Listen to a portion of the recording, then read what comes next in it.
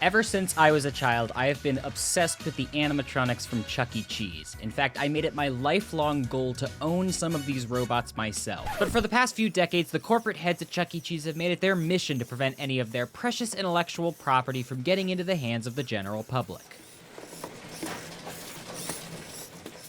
So how'd we get here?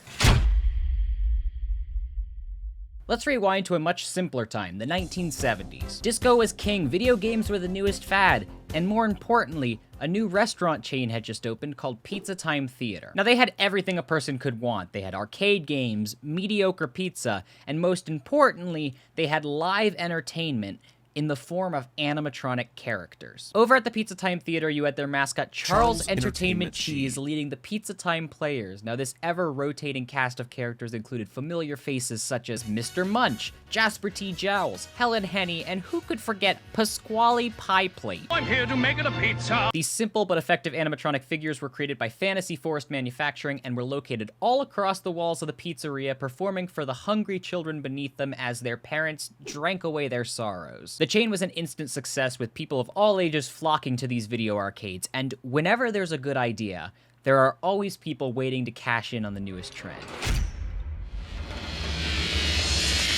Welcome to Showbiz Pizza, where we're glad to meet you and greet you. The first Showbiz Pizza place opened in March of 1980, and they were promising pizza, fun, and the most advanced form of entertainment. Enter the Rock-Afire Explosion, the newest rock and roll band playing exclusively at Showbiz Pizza restaurants across the country. Now, across 3 stages at each Showbiz Pizza restaurant, you had Rolf DeWolf and Earl Schmurl, Duke LaRue, Fats Geronimo, Beach Bear, Mitzi Mozzarella, Billy Bob Broccoli, and Looney Bird. Now, these animatronics were created by Aaron Fechter and Creative Engineering out of Orlando, Florida, and they were much more realistic than their Pizza Time Theater counterparts. Some of these characters had up to 21 individual movements, and while the Rock-Afire Explosion was delighting guests of all ages at Showbiz Pizza, there was some trouble brewing behind the scenes.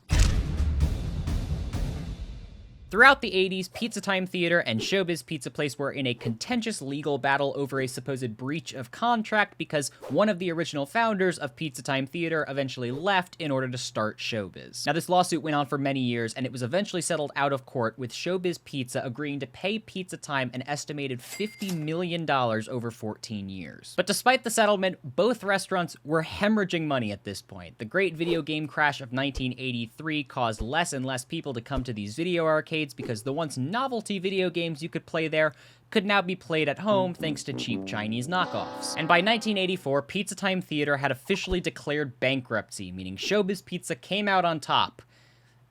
Barely. Stores were closing left and right, the relationship between Showbiz and Creative Engineering was falling apart, and the entire company was going down in flames. But thanks to the settlement they still owed to Pizza Time, Showbiz Pizza was actually able to buy out the bankrupt Pizza Time Theater and combine the two former rivals into a single corporation, Showbiz Pizza Time Incorporated. And while they attempted to pick up the pieces of these two very broken restaurants, one thing became clear. They needed to find a way to consolidate these two chains into a single marketable franchise.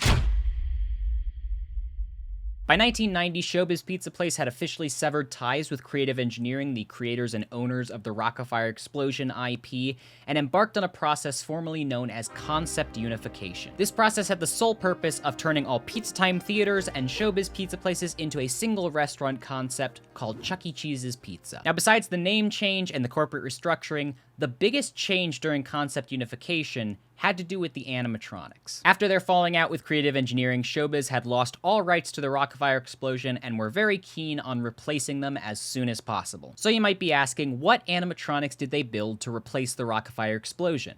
Here's the thing.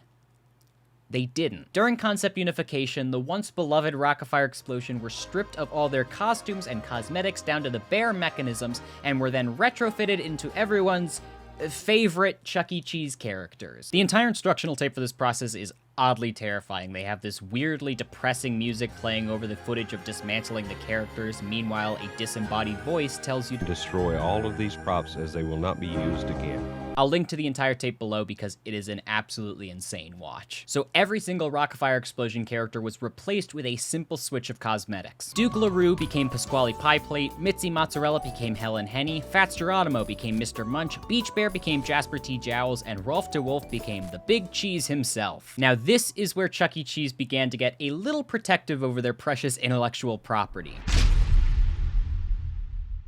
In the past, when stores had closed, the animatronics would often be sold off or found at auctions. This even led to Creative Engineering successfully buying back an entire Rock-Afire Explosion show, which resulted in a very sternly worded letter to Showbiz management. That's actually how this Mitzi animatronic came to be here. Back when the Topeka, Kansas location of Showbiz closed, she and the rest of the characters were sold off at auction. They traded hands for a while, and then 40 years later, welcome home. So they weren't taking any chances here. Anything that was not to be reused during concept unification was to be destroyed. And that even included Showbiz Pizza's very own mascot, Billy Bob Broccoli. Billy Bob was the only animatronic character not to be repurposed during concept unification, and as per the manual, was to be stored for disassembly and used for parts. So the plan was to store this animatronic in a back room, hack away at him whenever you need spare parts for your other characters, until nothing was left but the husk of a character. So by that logic, no Billy Bob animatronics should still be in existence today.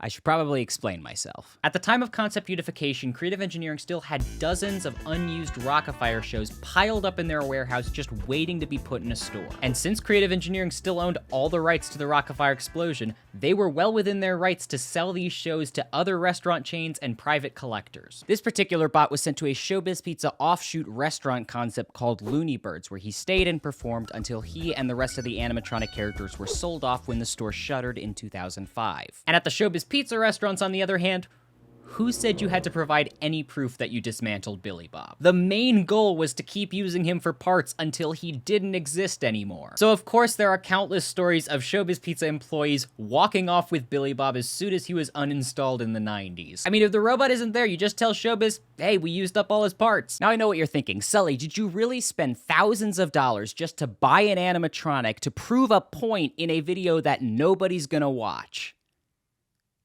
Yes, I did. Hey, they call me the king of poor financial decisions for a reason. Another character that was supposed to be completely dismantled during concept unification was Earl Schmerl, so thankfully you'll never see any of those floating around on the private market. And according to the concept unification manuals, all elements of the Rock-Afire Explosion had to be completely destroyed so they couldn't be sold or recovered. This included cutting up all the characters' masks so nobody would ever be able to get their hands on an original Showbiz Pizza mask. Also destroying the Rock-Afire Explosion sign, if only they didn't manufacture it to be nearly indestructible. Cut up all the character valences so they can never be recovered or restored or resold on eBay 30 years later. And of course, cut up all their clothing.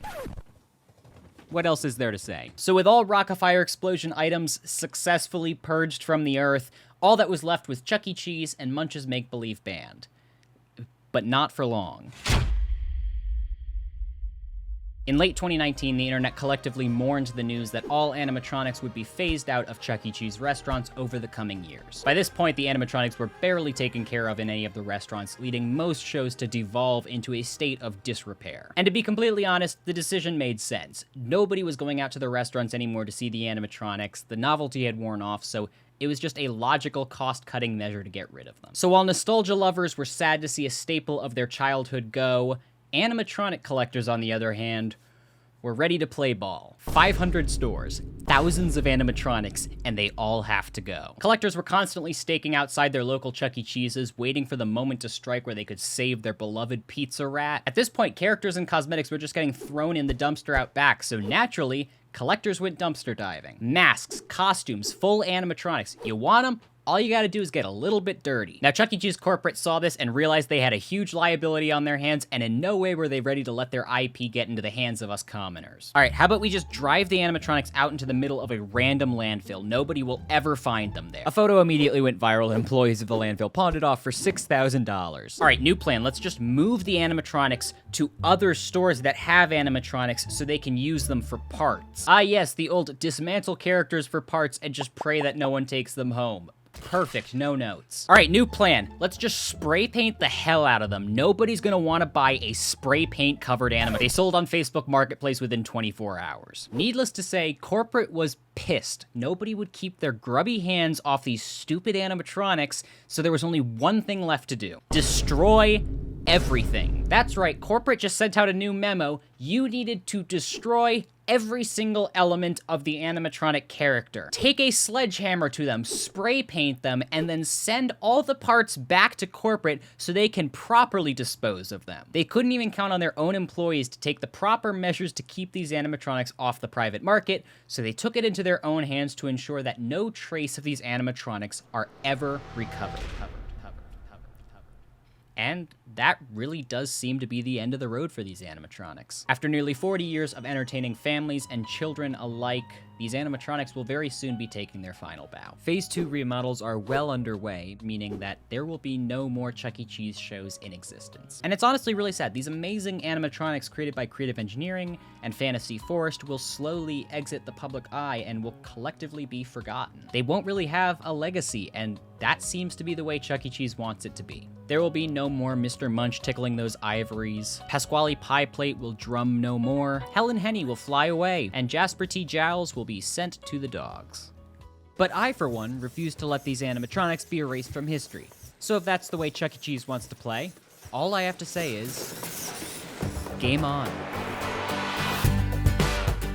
Thank you guys so much for watching this video. If you're interested in learning more about some of the animatronics I featured in this video, I've put up a member-exclusive video that goes into more depth about them. Memberships start at $1 a month, and they sincerely help me recoup some of the insane costs I've incurred making these videos. Also, the first Sully Makes Poor Financial Decisions merch is out now, so go check that out. And last but not least, I just recently helped my friend Jack over at Animatronics Warehouse film some videos of his newly restored Rock-Afire Explosion show.